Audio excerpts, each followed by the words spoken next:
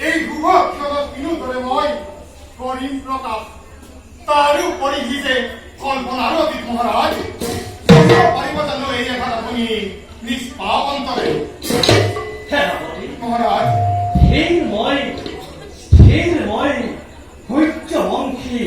ৰাজ ৰাজেশ্বৰ সমস্যা সমাধানৰ দক্ষতা মোৰ ঈশ্বৰ সেয়েহে অবিলম্বে ব্যক্ত কৰা তোমাৰ মনৰ ভাৱনা জনোৱা সেনাপতি হয় নেকি কিবা মংগল মহাৰাজ সেনাপতি আপোনাৰ ভাতৃ সমৰ সিংহ আৰু সেনাপতি দেৱব্ৰতে মিলি বিদ্ৰোহৰ কৰিছে ঘোষণা আপোনাৰ বিপক্ষে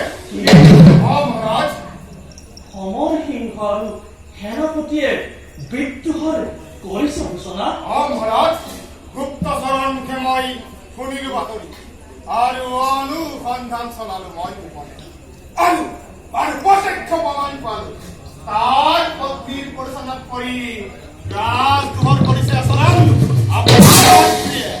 আৰু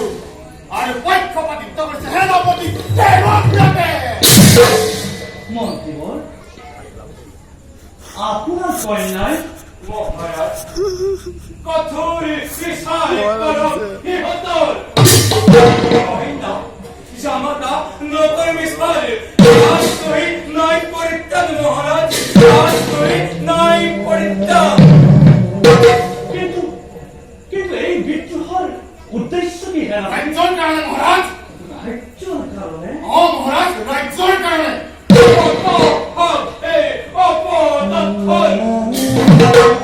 সৰকাৰি পাৰিজাতৰ মধু মানব যোৱা সেনাপতি মুক্ত কৰি সমাজত লৈ অহা ৰাজসকললৈ এই মুহূৰ্ততে অৰ্পণ কৰিম ৰাজসিংহাসন উপলব্ধি কৰক কিমান সাৰ গংগাৰ ভাণ্ডাৰ এই অযোধ্যাৰ ৰাজসিংহাসন এনে কথা নহয়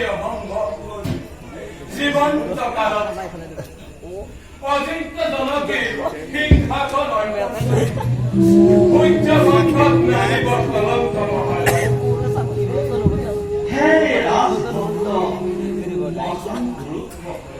ভুলৰো সময়ত নিশ্চয় আমি তাৰ কাৰিকৰিত হাতৰ মহেন্দ্ৰ ক্ষণতে মই মেঘৰে যাত্ৰা কৰিম হয় হস্তি যত মানে আছে মেঘৰে সংসাৰ সকলোতে তুমিয়েই কৰিবা বাৰু মন্ত্ৰীবৰ সেনাপতি আজিলৈ সভাইখনতে ভংগ কৰা হওক